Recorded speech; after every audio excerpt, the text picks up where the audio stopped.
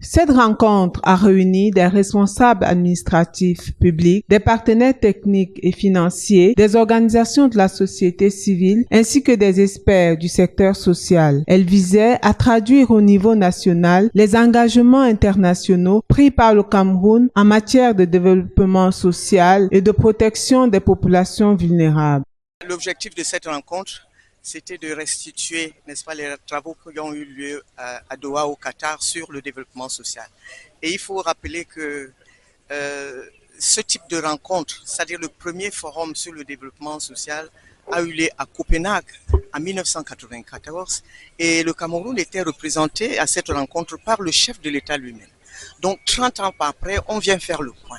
Le développement social, il s'agit de voir comment réduire la pauvreté. Comment avoir un travail décent, comment promouvoir l'emploi. Donc c'est ça le développement social. Dans son allocution d'ouverture, la ministre des Affaires sociales, Pauline Irène Guénet, a souligné l'importance du sommet mondial de Doha qu'elle a présenté comme un cadre stratégique majeur pour la promotion de l'inclusion sociale, la réduction des inégalités et le renforcement des mécanismes de protection sociale. Madame la ministre a appelé les différents acteurs à une appropriation effective des résolutions issues de ce sommet. Quelles sont les recommandations, les résolutions qui ont été prises à Doha et qui s'imposent à nous parce que nous sommes membres? Donc voilà un peu l'objet de notre rencontre aujourd'hui. Nous sommes vraiment édifiés.